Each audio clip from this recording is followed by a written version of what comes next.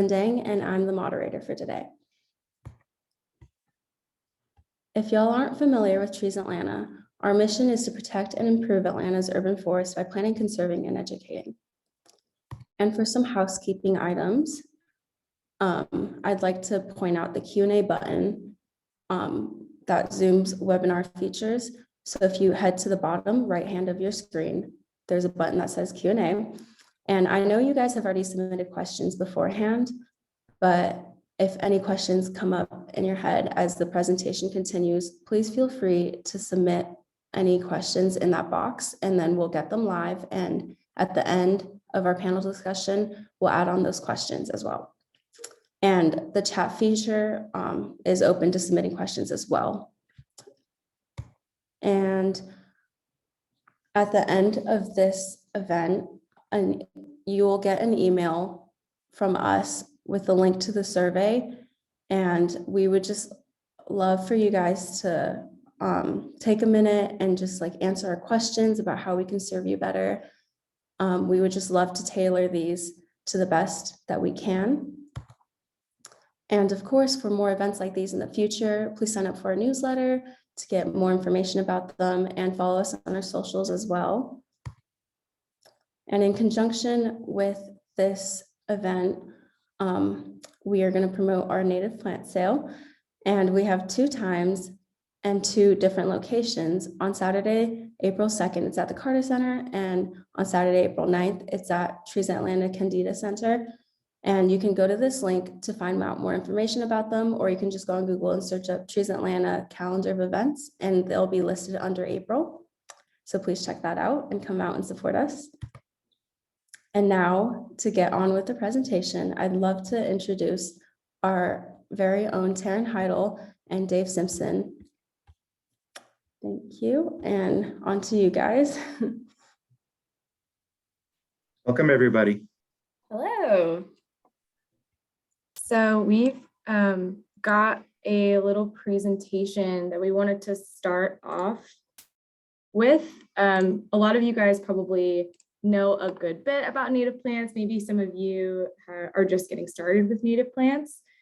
So this is just some background that you can share with your neighbors or friends or family, or maybe yourself if that's something that you're still learning about.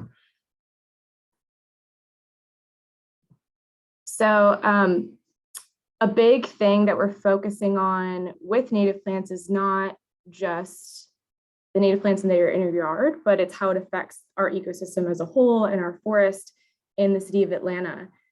So something that I usually like to start off with is talking about definitions. And there are really 3 categories to plants. There's invasive, non-native, and native. So native plants are plants that are part of the ecosystem. They've been here for thousands of years. In the US, they were here before European settlement is typically the description of a native plant. However, the exact ranges of native plants are going to change due to climate change. And we're not really sure exactly which plants are going to change and by how much, but that's something to keep in mind. Those historical data might shift over the next few years. A non-native plant is anything that's introduced either purposefully or accidentally. So that could be, something that was introduced from the West Coast. It could be something that was introduced from outside of this continent. And an invasive is a non-native plant that causes environmental harm. And it can also be ecological or economical harm too, because they have invasive plants that are really just affecting agriculture and things like that. So invasive plants are going to really reduce the native plants in an ecosystem. Non-natives don't really outcompete our natives, but they don't provide as many ecological services to wildlife. So we really want to remove invasive, reduce non-native, and plant native to encourage that native plant biodiversity. The reason we're kind of bringing this up is because most of the invasive plants that we remove are actually planted as ornamentals. So this percentage is taken from the plants that Trees Atlanta removes in our forest. So 78% of the plants that we typically remove are ornamentals. And a lot of people just really think of kudzu and ones that really aren't planted, but really most of them are evergreen shrubs that you can buy at any local garden store. There's no regulations or labeling required. So it's really, the burden is on the consumer, unfortunately. And so that's why education events like this are so important, to talk about the importance of natives and really the sources to learn where, like, what invasives are. So if you're curious about which plants are invasive, I encourage you to go to Georgia Exotic Pest Plant Council, and they have a list of all of the invasive plants in Georgia. So you can kind of keep that in mind when you're going shopping for new plants for your yard. A little bit more about invasive plants and why they're harmful, because I don't want to just say they're bad and then move on from that. So the reason they're harmful is that they don't stay on your yard. Plants don't respect property boundaries, unfortunately. So they'll spread to other properties and green spaces where they grow unchecked. They'll often spread onto places that are less managed maybe than your yard. Each layer of our native ecosystem is affected by invasive plant species depending on the species. So vines can affect our tall canopy trees and pull them down early on, and also affect the ground layer, versus invasive shrubs maybe just will affect mid-story. They impact natural succession in ecosystem resiliency, and that's so important. Living in an urban area, we're already dealing with all of these pressures from pollution and habitat fragmentation, and it's just another stressor that our ecosystems have to deal with.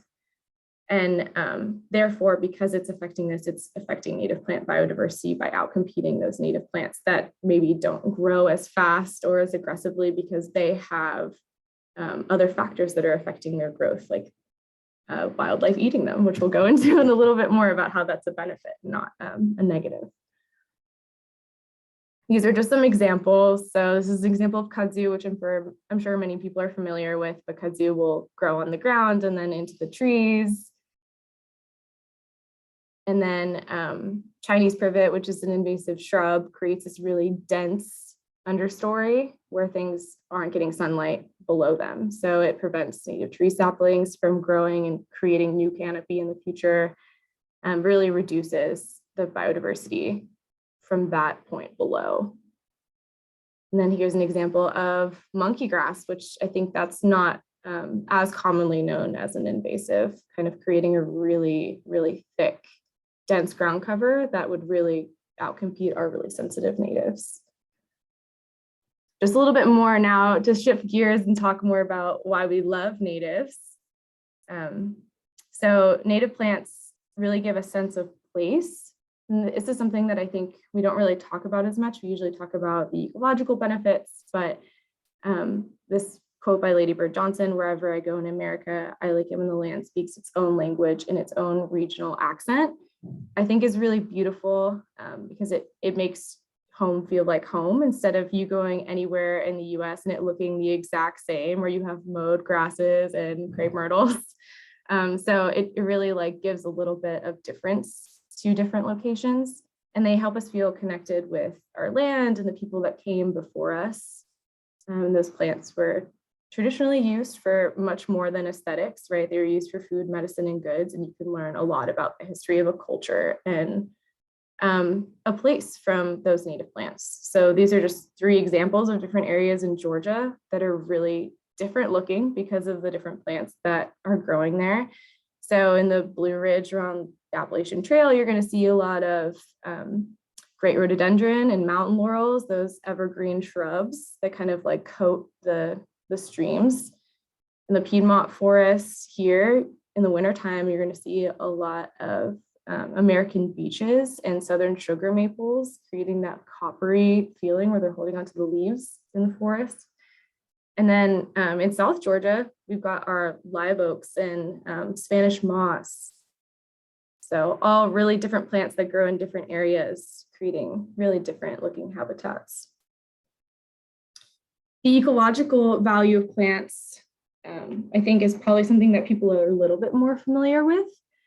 But I think a lot of times people think a lot about berries and fruit, which we got a lot of questions about, and we're definitely going to answer. But I also wanted to bring to people's attention that native plants are also really important because they have this really special relationship with specialized insects. So specialized insects it's basically been an arms race between those insects and plants for thousands and thousands of years because the plants don't want to get eaten.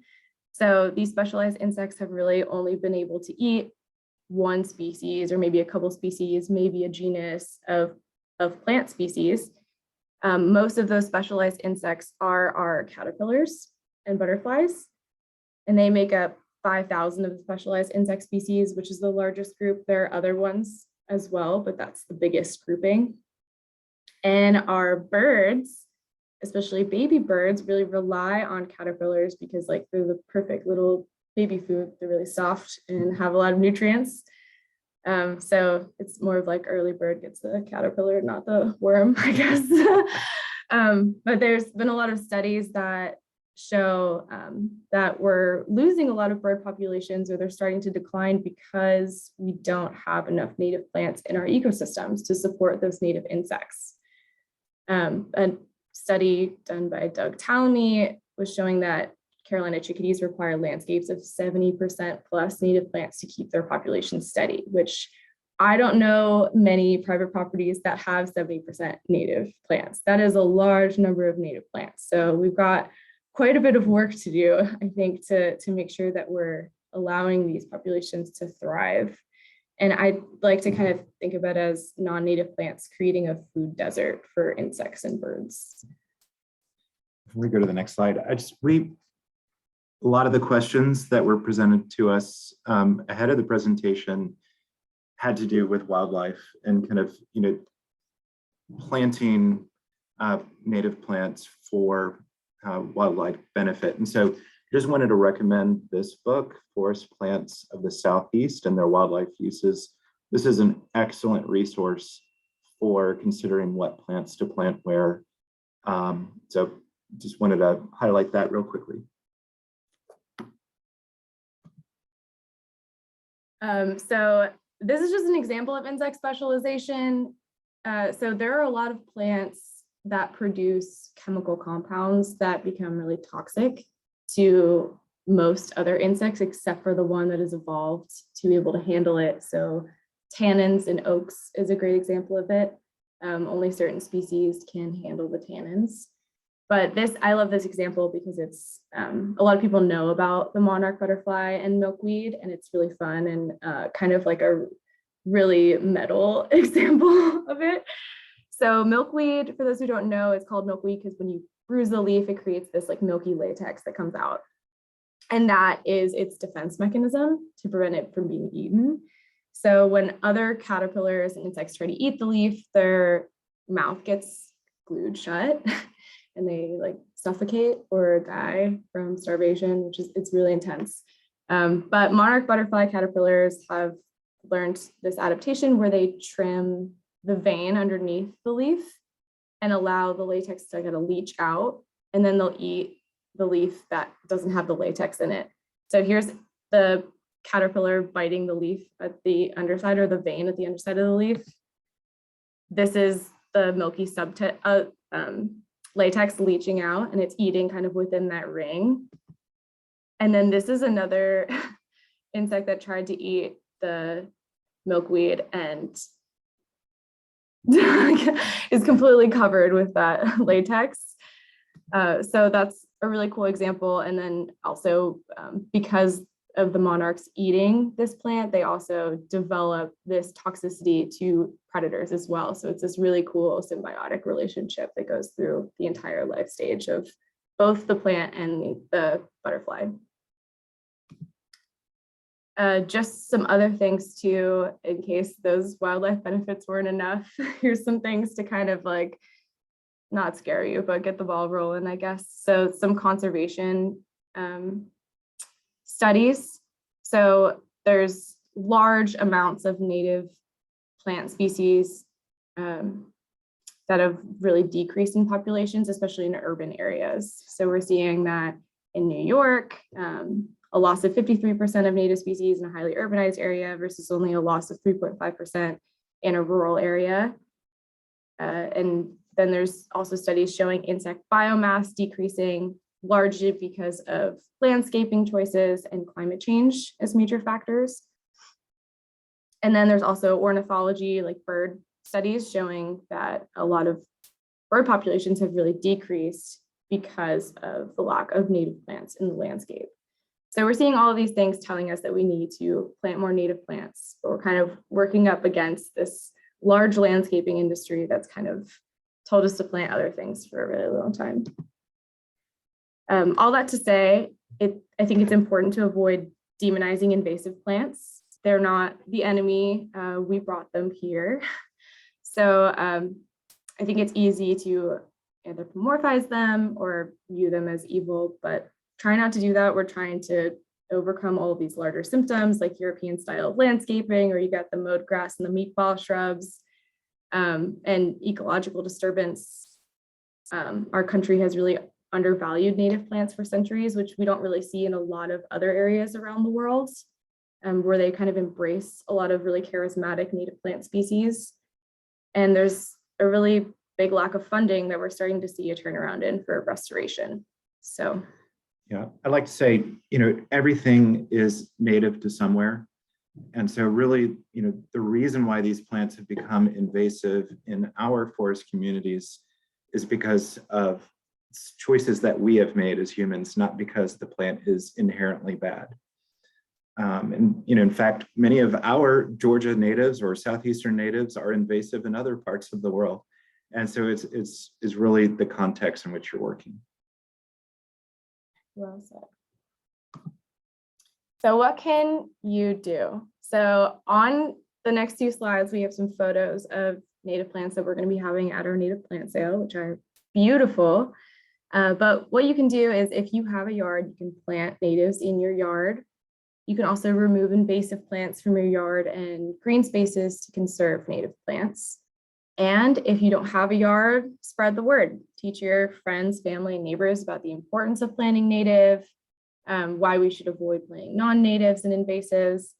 And I've also seen neighborhood groups kind of rally together to talk to developers and make sure that that's a requirement, that they plant native plants in order for their development to go forward when they need kind of like the NPU sign off. So those are some things that you can do.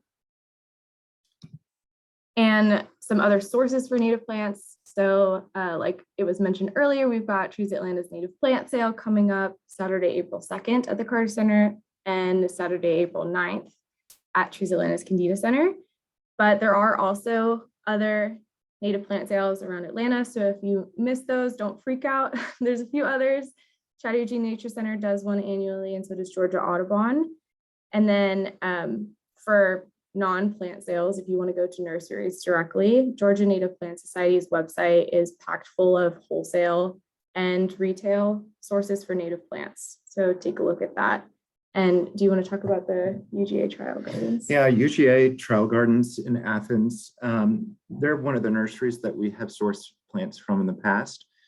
They don't exclusively sell natives. They sell, non-natives as well, but they are an excellent kind of regional source for native plants. I think one of the things that makes Trees Atlanta sale unique is that we really curate our list of plants. If you go to any particular, local nursery, it's difficult to find, 150, 200 different types of native plants all in one place. And so what we are doing is we're partnering with, wholesale growers throughout, Georgia and other parts of the Southeast, bringing all those plants together to our sale. And we'll have experts there to, help you with selecting plants on the spot. We love, not only, is this a fundraiser opportunity for Trees Atlanta, but it's a community outreach education opportunity for us to kind of spread the word of our mission of restoring Atlanta's urban forest. I think that's a really good point that you mentioned too, is that a lot of nurseries, even if they claim to be native plant nurseries, oftentimes they will have at least a few species that are non-native. So and we will too. Yeah, that's true for a lot of native plant sales as well. So if that's something that's really important to you, that you're only planting native, I would just make it a habit that you're always looking up what plant you want to purchase and look at the native range for that plant. And that's just a good habit to get in general. So you just know where they're coming from, because then you can kind of start understanding what the wildlife benefits are going to be for each plant. So that's kind of the end of our intro. So we can get into answering those questions. Hi again, guys. Thank you. That was great. So I'm just going to dive right into the questions that were submitted. So can you guys recommend any small native trees and perennial bushes that will provide food for birds and bees, but also require little sunlight? Yeah. So I think that this goes back to talking about like what provides food for birds and bees. So when you're thinking about bees, they really have a shortage of pollen and nectar sources in late summer. So really any of our native plants that are flowering during that time will really help. If you think about it, there's like an explosion of blossoms in early spring and early summer, and then there's really not too much at the end. So that's a really good way that you can kind of help bees in particular.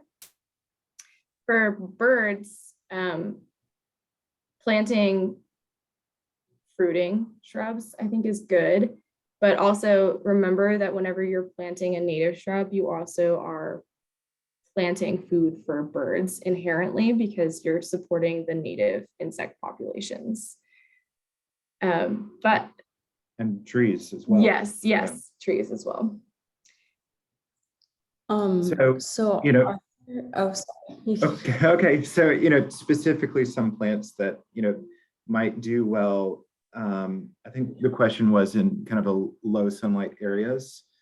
Hearts of Buston, which is a native American euonymus, spice bush, maple leaf viburnum, and really viburnums in general. Devil's walking stick, it's called Azalea, is actually a great plant, creates an abundance of berries.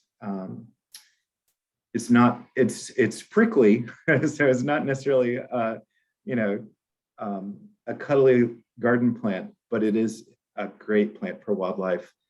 American holly will grow in shade and will have fruit during the winter. Yopon holly, elderberry, inkberry, alternate leaf dogwood, and serviceberry if you have a little bit of sunlight, at least, to help with its flowering. Also, red buckeye is something that also, if you have a little bit of sunlight, it'll be a great one for hummingbirds, providing nectar for them. And really if you're really trying to attract hummingbirds, any plant that has those like red trumpet shaped flowers are going to attract hummingbirds. So if you are a hummingbird enthusiast, those are a good one. But also not all plants are equal in supporting insect populations, which I think is something good to mention.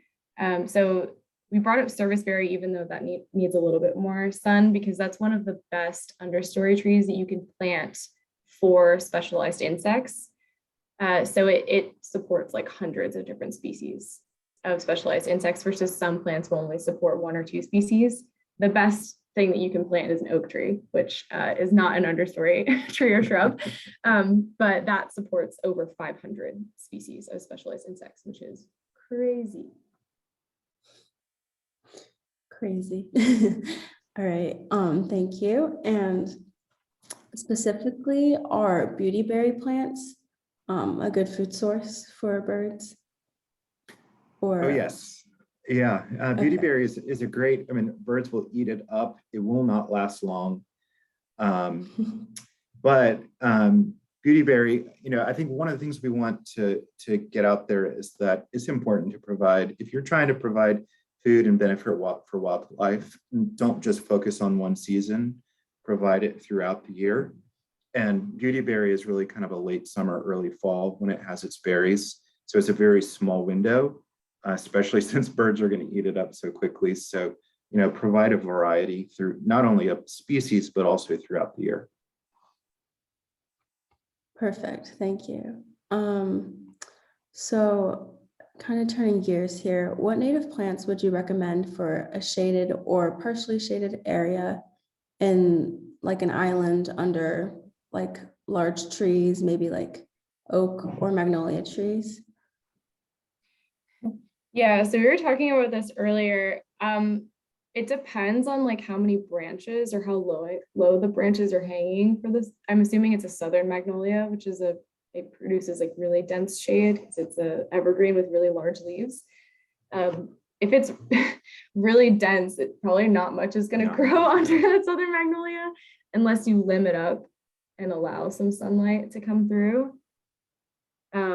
But also, we got a lot of questions about ground cover. So we're probably going to like be chipping away at the idea of ground cover with some of these answers. But for shaded ground cover, you really want to think of it as a mosaic of plants. You're not going to be able to have a replacement, like an exact replacement for like English ivy or a monkey grass. They create like a really dense monoculture.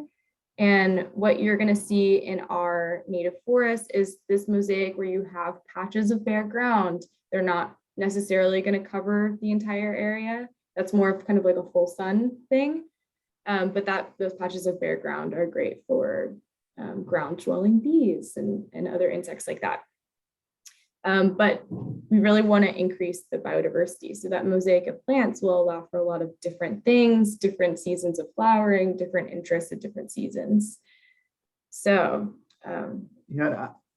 I think one of the challenges of planting under mature shade trees, especially magnolia, is not only competition for sunlight, but competition for nutrients and moisture in the soil.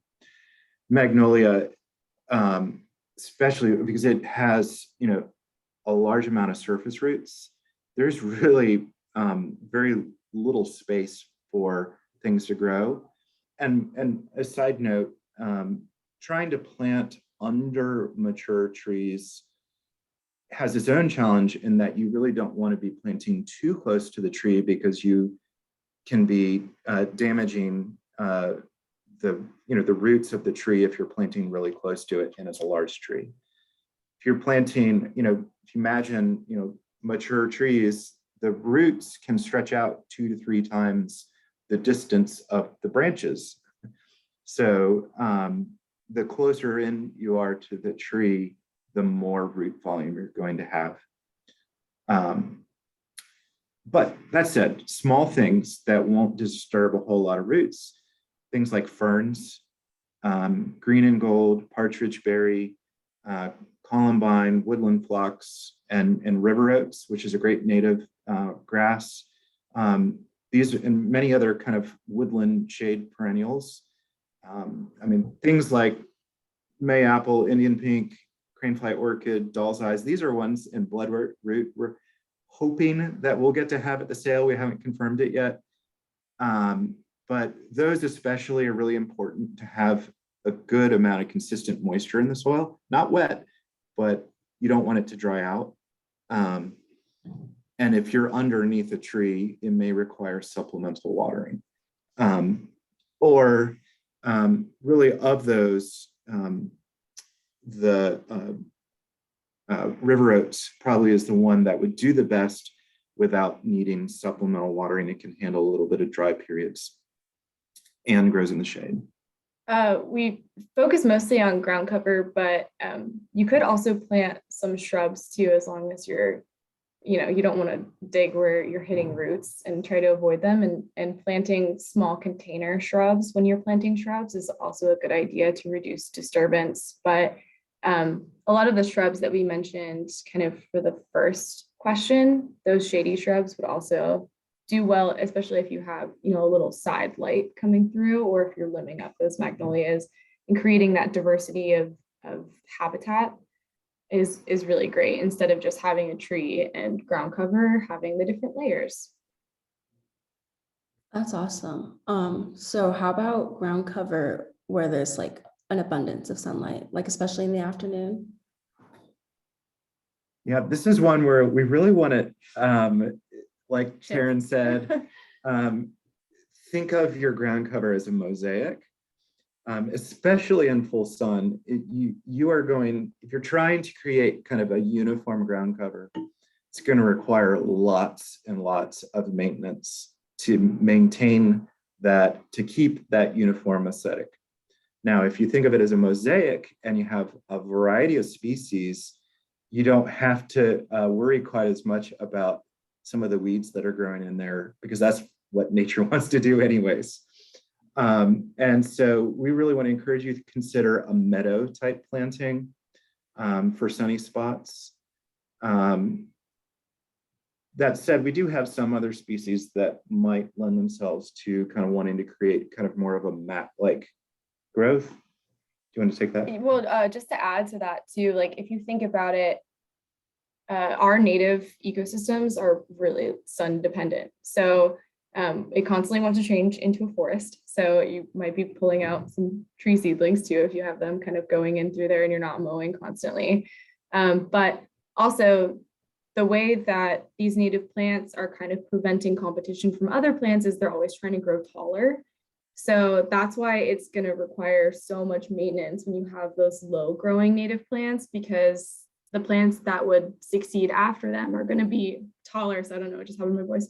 It would grow taller and shade out those plants and then eventually turn to shrubs and then trees. So that's kind of, you're always going to be fighting that.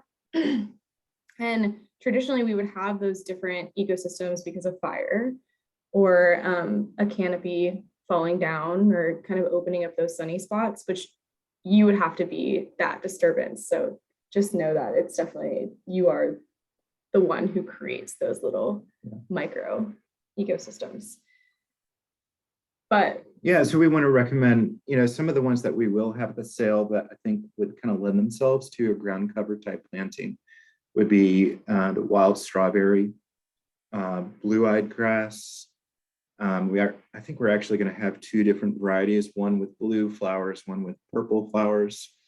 Carolina jessamine, even though it's a vine, we've actually used it as a ground cover in a few different settings, because Carolina jessamine, it's not great at, twining or anchoring itself to things. It just kind of grows in flops. So, if you just plant it and treat it as a ground cover, it's going to grow and kind of just spread out across the ground. And in full sun, where it kind of growing horizontally, it's going to be covered in yellow flowers, which is really attractive. And speaking of yellow flowers, green and gold could be another one. Now, with the caveat that typically green and gold is really a shade plant, but if there's enough consistent moisture, you can kind of get away with growing it in some more sun than you might otherwise. so those are the examples of low lying, but again, there are many other plants that you can plant in a meadow type setting. Lots of native grasses, lots of tall wildflowers. So these are the low lying is a little bit more limited. But speaking of vines, like you could have a really dense ground cover of trumpet vine or muscadine. Now, I don't know if you want that in your yard, because they do grow aggressively in full sun and they're going to try their best to try to find a tree to climb up, but they would grow aggressively and cover a ground cover if that is your goal. Yeah. And I know you mentioned before, like the mosaic. Are there some plants that we think of as weeds, but are actually beneficial to pollinators? And so we could allow them to grow rather than pulling them up? Like, are there any? Yeah. Yeah. I mean, I think blue mist flower, which we'll talk about, is so any member of the mint family really grows pretty aggressively. But blue mist flower will kind of take over your garden, but it looks so beautiful in the late summer and early fall. But goldenrod, I think, is like the prime example of like a meadow species that is going to come up whether you wanted to or not. Yeah, and it has a period there in kind of early fall where it's It's actually really, I think, really attractive. Beautiful. It's beautiful when it's in flower. You know, the rest of the year, it's, you know, just kind of there. But in a meadow setting where you have plants that are providing interest throughout the year, why not have goldenrod? And also goldenrod and blue mist flower both flower during the summer or early fall when bees need that pollen the most.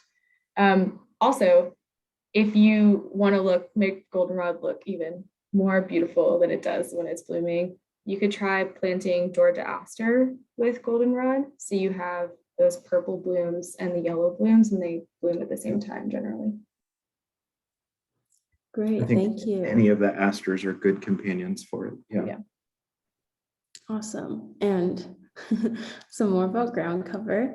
So what ground cover would you recommend that is deer resistant? Specifically a ground cover.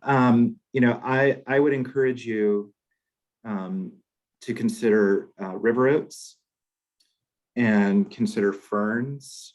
There's a number of ferns that like to spread, and anything that really has texture to it, whether it's fuzzy or prickly, the deer are not going to prefer to eat it. Now, deer will eat pretty much anything that they can reach with their mouth. And even the prickly things, they'll kind of, you know, if they need food, they will eat it. But they tend, if you have an abundance of plants or even just a variety of plants, and when I kind of encourage you to consider, you know, try to work with the deer and provide a number of different things. If you're planting in masses, then one plant or a few plants that get munched back won't be as noticeable. As an aside, you might also consider, as Taryn and I were talking about, we've seen people use automatic sprinklers that are motion detected. And so it will come on when the deer walks by or when you walk by. Yeah. But that could be a way basically to spook the deer. It's not trying to be, you know, cruel to animals, but to spook the deer so that they learn that that's not really a space that they're welcome in. Yeah, they also have like those devices that make high-pitched noises, which I'm not as big of a fan of because they will work, but they also it makes it like really inhospitable for like any animal to be in your yard. If you could hear the noise, which I did experience one device that was in a lower register that I could hear, and I felt like I was going insane. So I think that is kind of like a little bit of torture to some animals, but I think the sprinkler method is definitely a little bit more targeted. Some of the, they're not specifically ground covers, but some of the other plants that we'll have at the sale, just kind of thinking, we'll have yucca. That's a good one. It's very pointy and prickly. Let's see what else. I think the mountain mint, it has a kind of a little bit of a downy or fuzzy texture. Several of the ferns, Christmas fern in particular has more of a coarse texture to it. And then I mentioned the river oats. They don't really necessarily have a coarse texture. They're just, I guess, not a preferred food. Plus, because they are spreading, you can have more of an abundance of them. Okay, thank you. And shifting away from ground cover, what are some natives in general that help with drainage? Yeah, we were excited about this one. Save the best for the Most end. people may not know, Trees Atlanta actually has a relatively new program, Green Infrastructure, run by our Green Infrastructure Manager, Travis Harper. And so we're installing rain gardens and other green infrastructure at residential sites in Fulton and Cobb counties, working with the Georgia Conservation Districts and Georgia Power. So it's been an exciting program. So we're happy to get this question to kind of share more information. So we kind of split this up into sunny wet and shady wet, although the question I know was geared towards shade, but just in case other people have kind of like sunny wet areas. So plants that are gonna love sunny wet include elderberry, buttonbush, itea, those are all shrubs, as well as pepper bush. And then some herbaceous stuff, Adamasco lily. We have that planted at the office and it does really well. Juncus or rush wants full sun. Milkweed, so either the butterfly weed or the swamp milkweed. Ironweed will grow super prolifically in the sun and wet, and it has the most beautiful deep purple color in its flowers. Joe Pie, so both Ironweed and Joe Pie have kind of like taller and shorter versions. River oats, which we're just like river oats, every question. Purple love grass, white wild indigo, green and gold, maybe on like the berm of a rain garden or something like that, maybe not sitting in water, but it likes moisture. Our native hibiscus, and no, I'm not talking about Rose of Sharon. Our native hibiscus are herbaceous and they have those really large, beautiful hibiscus flowers that you're used to seeing in more tropical plants or Rose of Sharon, and they all love kind of standing water or a lot of moisture in full sun. And we'll have both the red flowering and white flowering species. Yeah, so other ones include swamp sunflower, goldenrod. Goldenrod's good anywhere. Blazing star, garden phlox, and blue mist flower for the sunny wet. For the shady wet, we recommend Virginia iris, river oats again. The river oats basically grow in all kinds of locations. Eastern blue star, foxglove, beard tongue. So penstemon, I think we had one at our sale last year called Husker Red. Blue bunny sedge. Blue bunny is the variety of sedge. Dwarf crested iris, southern river fern, silvery glade fern, and log fern, all like wet sites.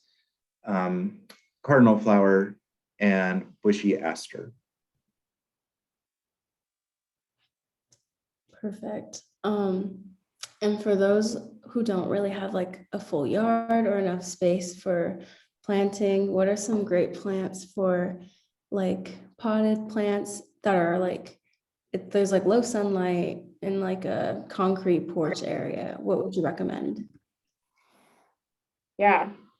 So one of the biggest issues with planting in pots as opposed to in the ground is you've got a restriction on soil volume for the roots to grow and moisture.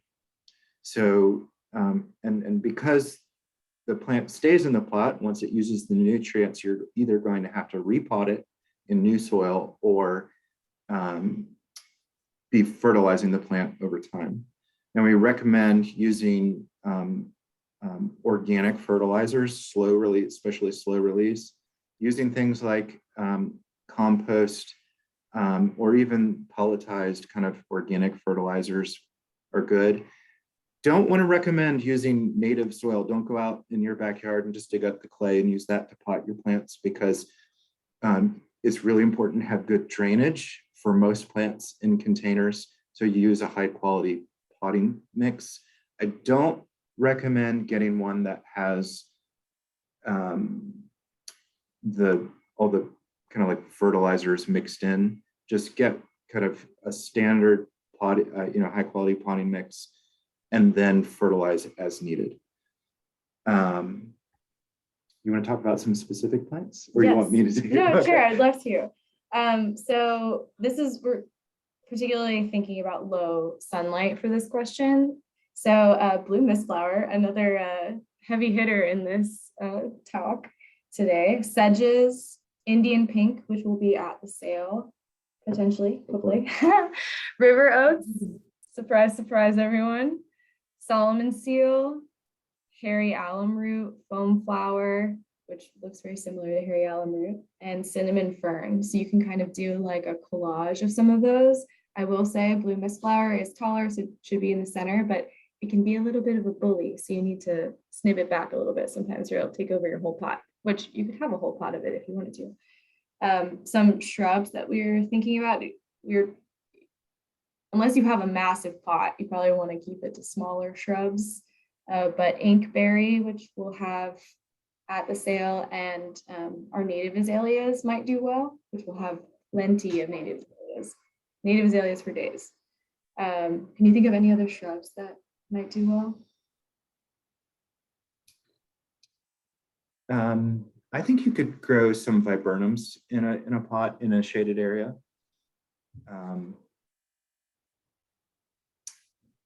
You know, one other thing that you might consider is growing vines, especially, you know, in a courtyard space. If you're able to have kind of like a trellis or something to support a vine, you might consider our native wisteria and climbing hydrangea, which unfortunately I don't think we'll have the climbing hydrangea this year.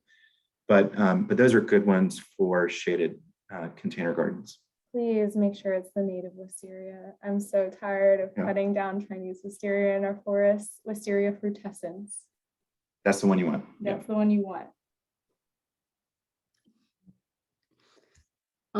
Okay, so we just got a new question that kind of circles back to planting around like under mature trees. So they've removed the privet, but they need to remove the ones around the tree. And they're asking like how to go around planting the bushes and trees that you've suggested. Sorry, can you say that last part? Sorry, they're just asking, how would you suggest removing or like adding bushes around already mature trees? And they've added that they've already removed the privet, but need to remove the ones around the tree. Right. So this really has to do with planting size, right? Because it's important to make sure you're not disturbing roots, like Dave was mentioning earlier. So if you want like big impact with bigger shrubs, you're gonna need to plant further away from the tree to avoid damage.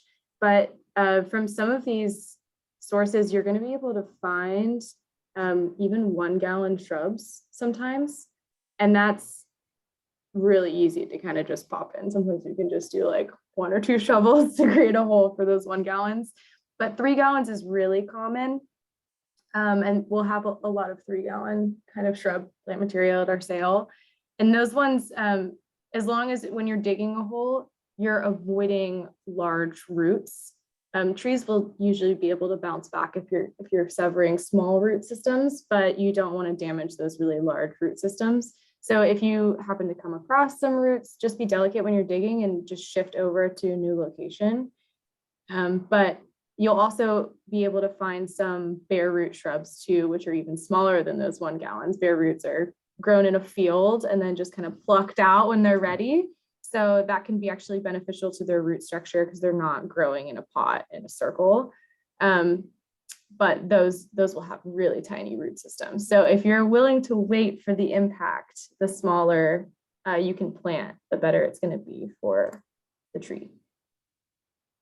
Awesome. And so what's like the benchmark to what's like considered a large root for the tree? Yeah, something that, I mean, well, it's relative to the size of the tree. But if it's a big mature tree, you probably don't want to be cutting anything much bigger than, you know, like your wrist. If you can't easily break it with a shovel with like 1 or 2 good jabs, then it's probably too big. Yeah. Perfect. And is it too late to plant dogwood right now?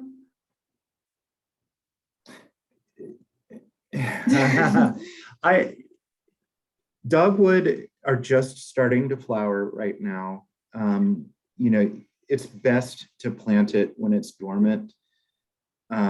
If I would, I mean, say you could probably give it a shot to plant dogwood now, but it's best to plant it And the most important things are providing it consistent moisture after planting. You don't want to drown it, but you also don't want it to dry out. And so if you're, for our purposes, where we're planting trees all over the metro area, it's difficult for us to keep dogwoods alive, especially trying to plant them at this point. But at your own home, if you're able to provide it the care that it needs and regularly checking on that watering, then yeah, go ahead and give it a shot. But probably don't buy a dogwood in a size larger than 7 gallons. And I will add to that too, the way that we plant, since we're planting in very different settings with very different stress levels. And so we kind of get away with planting different things at different times. I would say when I'm planting in the fort, I wouldn't have as much stress about planting a dogwood at this time of year because I'm planting in areas where there's a lot less stress, there's a lot less heat. It's sheltered from the elements. So it really depends on your location too, like how compacted is your soil, how direct is your sunlight. How close is it to pavement and other impervious surfaces? Yeah. Those are all things that kind of contribute to more stress. Right, awesome. How about bare root trees at this time? Yeah, I mean, I think it's the same. I think bare roots in general are going to have a higher survivability without maintenance. However, just because they're young, they might all not survive with maintenance, if that makes sense. So they're more adaptable to their wherever they're placed in, because they haven't, when they're younger, they kind of like can adapt more easily to the environment that they're put into, which I think is helpful. But because they're so small, if they get snacked on or if they get kind of injured, they're not going to make it as much as maybe an injury to a larger tree that you're planting. As a general rule of thumb, trees do best being planted when they're dormant. So when they've dropped their leaves, or for evergreens when they are not actively growing. This is in the middle of winter. Full disclosure, our planting season is still going on for another couple of weeks. So, we're still planting. And as a homeowner planting plants in your yard, I think you could probably get away with planting a little bit later than we might be able to. Yeah, I would just very much avoid kind of planting the way that developers plant, where they just plant kind of whenever they finish. And don't plant in the heat of summer. Yeah. Now, perennials and grasses and vines, you can be, we have our sale in April for a reason, because that's a great time to plant. They're, waking up, emerging from kind of dormancy. So plant, April, May, you probably, if you were able to water them enough, even get away with planting in June and July. But spring and fall really are generally the best times to plant perennials. Best trees and shrubs and woody plants, wintertime during dormancy. Which is why we have a tree sale every year in the fall. So we have a few trees and shrubs at our native plant sale, a lot of native azaleas, but we'll have a much larger selection of woody plants at our tree sale in the fall for that reason. Great. So I think this might be our last question of the day. So do we need to worry about ground cover like ferns growing right up against a tree? They're worried about the tree getting enough, or they're not worried about the tree getting enough water, but whether it allows too much dampness against the tree bark. I don't think something like ferns are going to create a huge issue. Something that's more evergreen, like English ivy, certainly will create a lot of, retaining moisture around the trunk of a tree. That said, generally speaking, I think I understand, the kind of the moisture around the base of a tree. Even though moisture is great for a tree, it can encourage rot. And so I think maybe even more important is than being concerned about the plants, it's making sure that you don't have soil and mulch piled up around the base of the tree. Yeah, and I think that's really indicative if you go and look at kind of like our native ecosystems, you'll see things growing up against trees, but it won't be completely surrounding the trunk really ever. So I think you can always look to nature as kind of a guide too, to see what is really like healthy and what should be going on, and not look at the English ivy examples or monkey grass. Don't look at the native or the invasive. Yeah. Yeah. All right, awesome. I think that is all the questions that we have from today. So our lovely education coordinator just sent out the link to more information on our native plant sale, again, on April 2nd and 9th, 2 different locations and 2 different times. So please come out and support us. These actually, all the proceeds go towards more education programs. So, and also towards our pollinators and our native ecosystem. So please come out and support. And thank you again, Dave and Taryn. That was a great presentation. I learned a lot too, so glad I was able to come. But yeah, have a great rest of your Wednesday. Bye-bye, Thank you all. everybody. We hope to see you at the sale. Yay. Bye-bye. Bye.